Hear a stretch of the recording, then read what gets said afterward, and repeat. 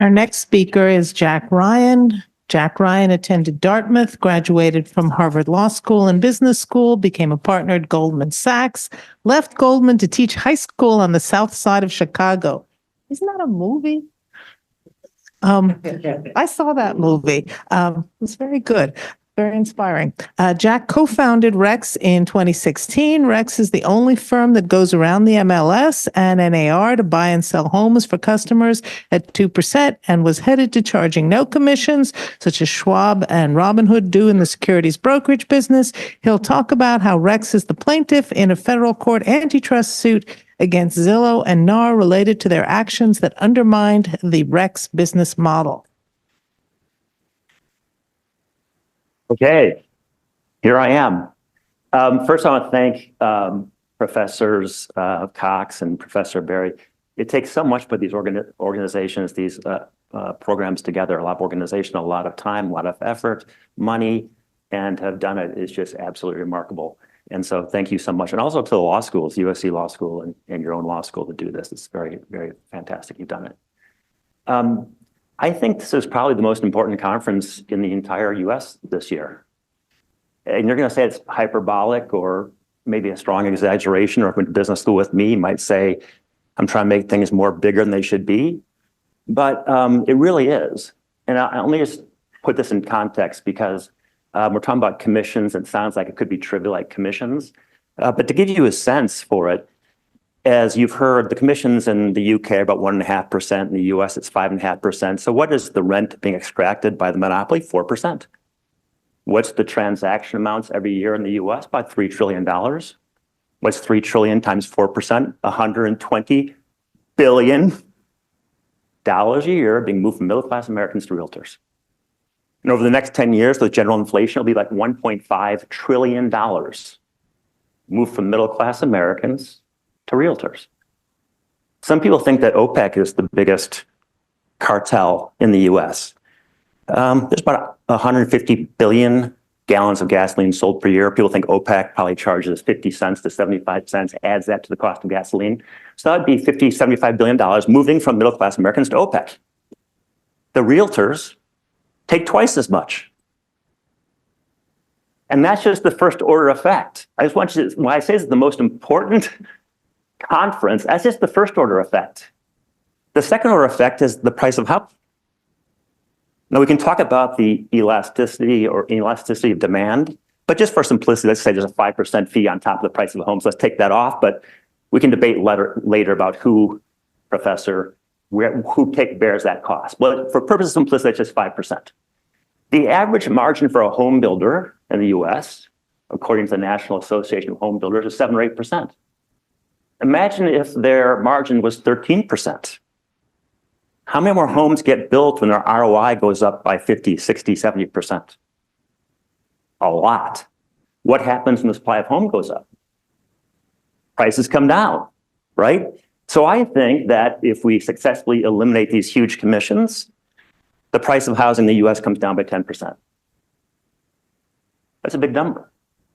And that's not just the price of housing. People who buy houses to rent them out, buy condos to rent them out, buy brownstones in St. Paul to rent them out, they will pay 10% less for that place. And so your rent's coming down by 10%.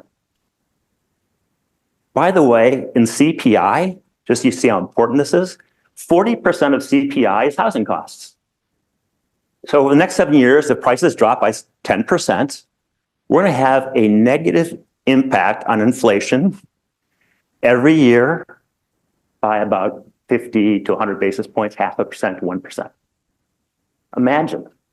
By the way, whose jobs cluster around the purchase and sale and construction of homes?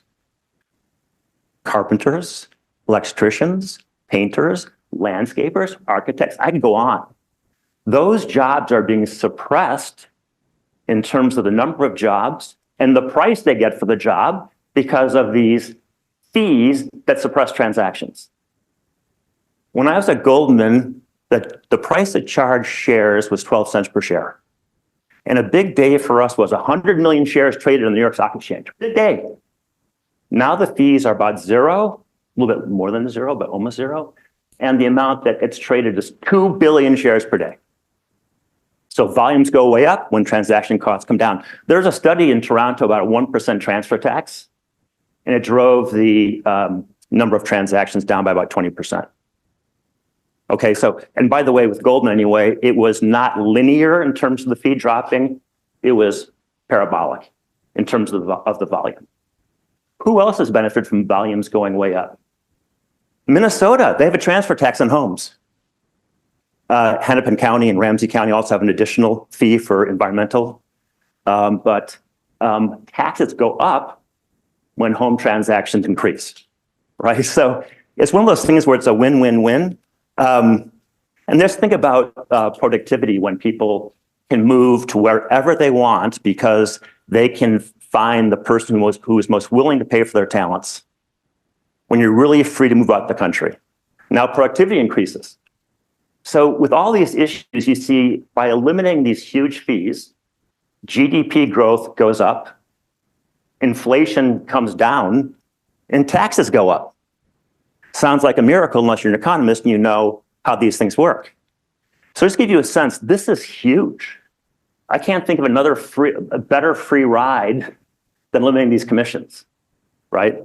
So does this solve it? Does this issue solve the commission issue? By the way, there's one other issue I'd like to talk about, and that is just for those of you who are academics, is remember John Locke and Adam Smith and all those guys? They said that if you had freedom, you could find the place that you could plant yourself where the full flower of your talents and your affection would blossom.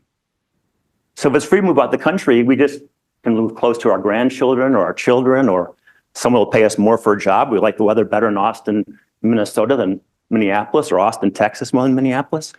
So there's all these also kind of emotional benefits from not having these artificially high prices. Now, will this settlement, the question was posed to me by Professor Cox, is will this settlement change? And I'm sorry to say it's not going to. And I say this as a competitor to NAR MLS. That was the business we dropped, or we were doing, but before Zillow joined NAR and forced us all the websites. We're growing at 100% a year, charging 2% with a view to take it down to zero.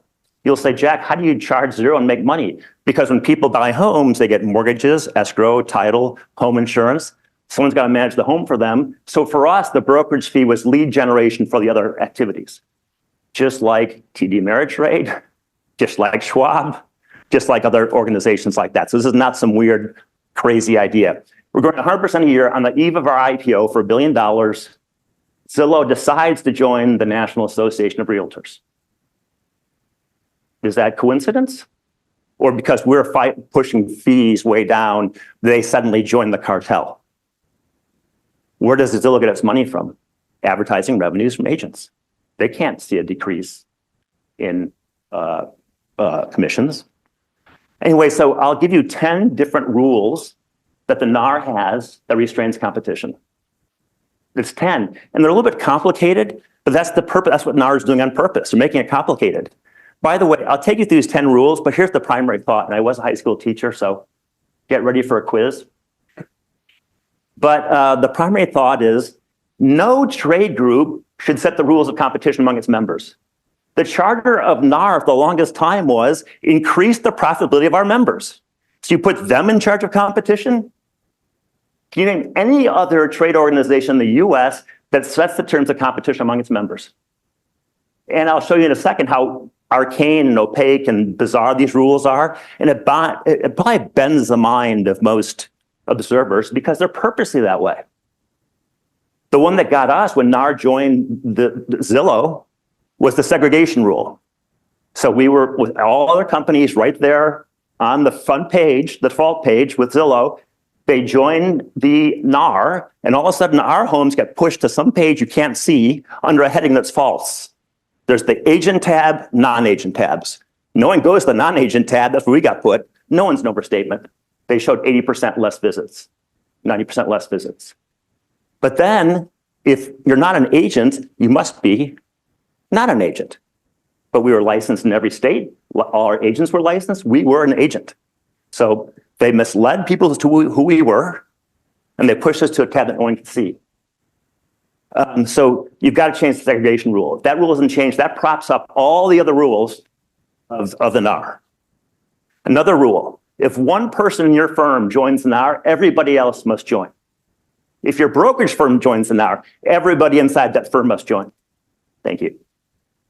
What does that mean? First off, it's the forced roundup of dues. If one person, wouldn't it be funny if one labor union could say, if I get one vote at the Ford plant, everybody has to join. Everybody, right? Anyway, so one vote, you're in, and everybody has to pay the dues. Who is the largest lobbying group in Washington, D.C.? Any guesses? NAR. Some people think it's the teachers union. You have to add up both teachers unions to get to the size of federal lobbying done by the NAR. Isn't it strange that all these headlines about antitrust actions that have hit every single publication, and you have antitrust committees in the Senate and the House, no hearings? Odd, peculiar, weird. Why would that be? Do you think there would be no hearings on this matter? It's like Sherlock Holmes, the case of the dog that didn't bark. They have hearings on Google. Why? Every pretty much digital company, but not NAR. $80 million they spend on federal lobbying and 2 million members across the country. So the forced roundup of dues, like most monopolies, gives them the power to influence policy. Second is, if you want to have a skunk, if you had a business that I'm going to create a skunk works over here and try some new way of selling homes, you couldn't do that because they have to join the NAR and then abide by their rules. So in terms of innovation, no innovation can occur. As long as that rule exists, that one person joins, everybody else has to join. It's the forced roundup of all data. I don't know if most of you know, in the selling contract, it says that you must hand over all the pictures of the home and the data on the home, and it goes to the MLS of the NAR. In the 21st century, you must have data to compete. NAR mandates, I think this is a contract of adhesion law, professors, where there's a fixed contract. You can't really negotiate it, because if you say, I don't want to hand over my data to the NAR, you're one person of 6 million. Who has an incentive to do that, even if they understood what they were doing? Right? No one does. And then the NAR collects all the data, and they say, if you're not a member of the NAR, you don't get the data. By the way, copyright laws are designed to protect creative works, so you get the benefit of your creativity. If someone hands you the data on their house, did you do anything creative? I don't think so. The pictures were your pictures. You gave them to sell the home. They copyright them, say, our pictures. And now they can all boycott competitors who are dependent upon data, from predicting the price of a home or talking about valuations or things like that. It is clearly, to me, a boycott in the restraint of trade. The other issue, too, is that they have rules such as you must compete fairly. Who decides that? And what do you think they're talking about when you say they must compete fairly? Price. Who decides the MLS? There must be an appeal. There is. Who's the appeal? The local board of realtors. Guess what the overlap is between the MLS and the local board of realtors? So if you say, I don't think you're competing fairly, oh, that's not true, I appeal. Same people again.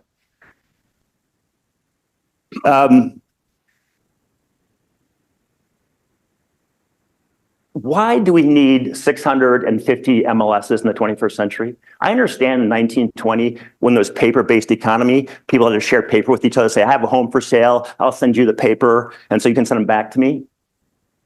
But what's the purpose of that now with Zillow? Is there any pro-competitive benefit of the MLSs? I know the protectionism of it. This is the Commerce Clause. We have 650 local satrapies or fiefdoms or kingdoms. They all set their own rules.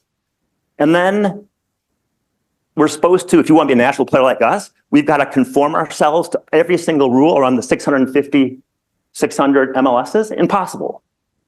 That's the purpose. It's impossible.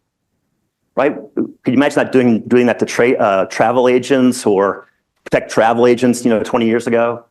I'm looking to see how much more time I have. I'm on a roll. 5 minutes. Okay. Can you imagine how I was doing that with travel agents or anything else, saying, hey, we have a local travel association here, and unless you can conform to the rules of these local travel agents, you can't do business here? No. Why isn't this a pure Commerce Clause issue? Not even an antitrust issue. You can't create little protectionisms to make sure that all your people stay fully employed in the San Bernardino MLS or something. That seems like an easy one to me for any of these law professors here who want to take on these MLSs. I don't know what the purpose is in the 21st century other than protect the agent, the 2 million agents. By the way, does it make any sense that we should have 1.5 million agents or 2 million total, but 1.5 million agents in a working population of 120 million people? So 1.5% of all the workers in the US are real estate agents? I promise you that is a false price signal. Right? People, they're really high fees for not much work. People become agents. But imagine what happened to the US economy if people actually moved to their highest and best use and then had this false price signal saying become a real estate agent. By the way, the false price signal works really well because what happens? More real estate agents, more dues, Senate and Congress are quiet. Right? So that's another reason why I'm sorry, I don't think this is going to change anything one bit because all these other rules. I'll just go through a couple more and then I'll stop because I am aware that I only have a couple more minutes left. Well,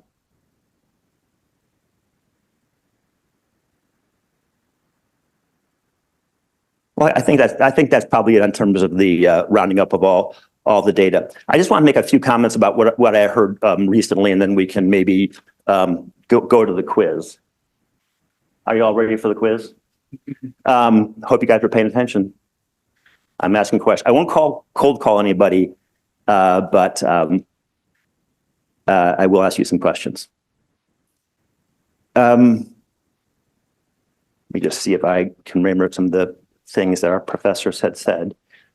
We actually complained to the California Department of Real Estate about the steering. And they said, nothing to see here, we don't like it, but we can't do anything. I thought you were the Department of Real Estate. I thought that, it's fiduciary duty. 3 weeks later, we were investigated for the size of our fonts and our ads. This is like one of those horror movies where you go to complain to the police, someone's chasing me, and next thing you know, the police are in on it.